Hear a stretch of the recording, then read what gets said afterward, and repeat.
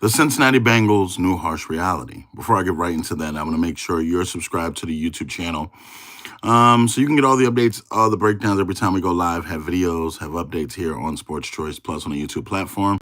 But let's get right into it. Shamar Stewart not having his deal done at this point is no excuse for the Bengals. When you're looking at all the things that are available, all the things are on the table, the Cincinnati Bengals are putting Shamar Stewart in an impossible situation. When you think about the verbiage, when you think about just what's being said and just what's being done, the Bengals are essentially putting him in a position that if he gets in any type of trouble, they're going to void or either take some or most or all of his bonus money. And you got to think about this. No one in their right mind, if I had a loved one or if I had a sibling or if I had a family member that was going to the NFL and I'm looking at this, I'm not doing any type of business with that organization. When you think about this, even when it comes to the contract situation, it's very messy with Cincinnati. And you think about this with Trey Hendrickson, they're dragging him through the mud essentially in order to pay him. They're not giving him what he's expecting. They're not giving him what it's worth. When it came to T. Higgins, they dragged him through a similar situation where they weren't willing to pay him until Joe Burrow stepped up. They even had issues with Jamar Chase as far as keeping their word. If you listen to Jamar Chase, he's very straightforward in saying, hey, you guys told me one thing, did another. So when you're thinking about overall the Cincinnati Bengals organization, I think that it's a warning sign that a lot of times the business is murkier than what we see. Yes, there's players on the Bengals that want Shamar Stewart to go ahead and sign his contract and do stuff, but he has to do what he has to do. When you're thinking also about just, I think the NIL being available and what had been available to Shamar Stewart the last couple of years, I think that he's in a situation where he doesn't have to play at this very moment. He has options on the table where he can sit out a year and be redrafted. He can be a free agent.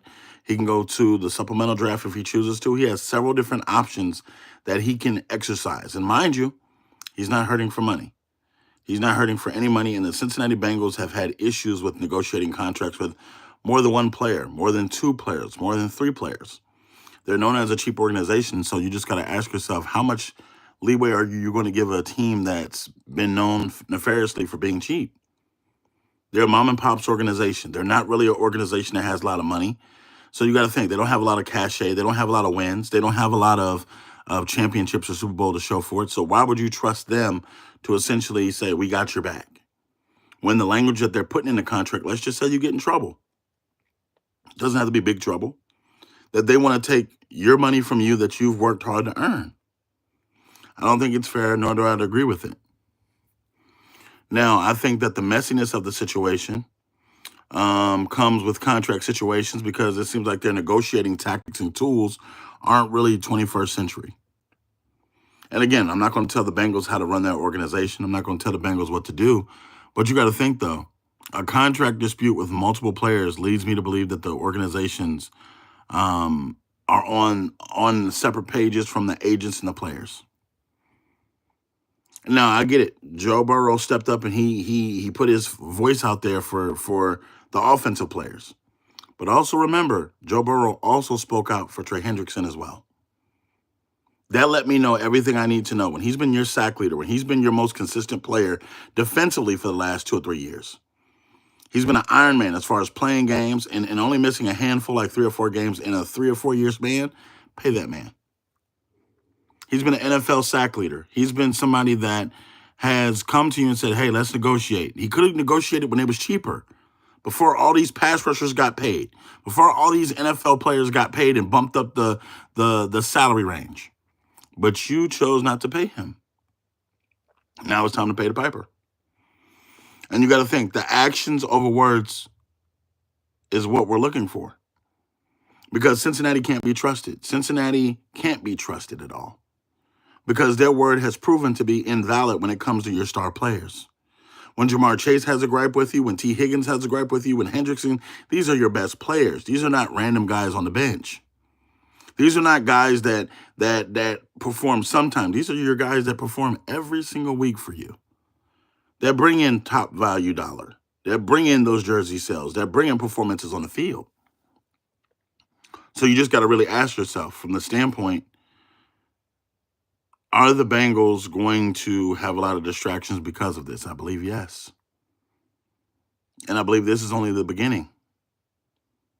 Because if you're the Bengals, you need every single defensive member of your team available possible so Al Golden can try to turn this thing around. Your defense was that bad that it cost you the ability to make the playoffs last season. When Joe Burrow and Jamar Chase were having one of the best statistical seasons of all time. You had a Triple Crown player that essentially was eating up everything as far as catches, touchdowns, receiving, and he couldn't even make the playoffs. So the new reality is NIL is going to be a benefactor for this. I think players are smart, they're wise, and I think Shamar Stewart has saved up some money where he's not going to be financially hurting in any way, shape, or form because he saved up NIL money that he got from Texas A&M. I think his family's in a good situation, and I think that he is not going to rush to sign a contract that's not good for him. So good for him in a sense.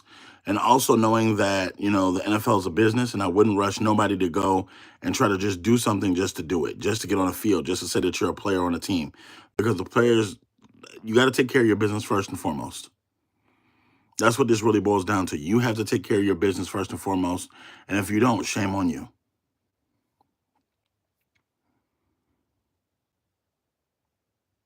So that's why it's tough. It's very tough. And it's also understanding what everything is. So at this point, that's just one thing that we're looking at, one thing that, is on the actual table. And I think that a lot of players now understand that the NFL is a business. The NFL is a business, and it's more or less anything. You cannot discredit this young man for handling his business. So it's all said and done. If the Bengals don't sign him, if the Bengals don't get a good deal for him, move on, walk around. So when that's being said, I hope it works out for him. I hope he makes the best choices and decisions. And moving on from that, I just think it's unfortunate, but I think that, there's going to be a point in time where we're revisiting this, even if he signs, if he doesn't sign, just to see what actually happened. So, all you sports fans, get in the comment section below. Tell me what you think. Do you think he should have signed? Do you think he shouldn't sign? Do you think he should hold out? Get in the comment section and be honest. Tell me what you think about this, and we'll see you guys on the very next video.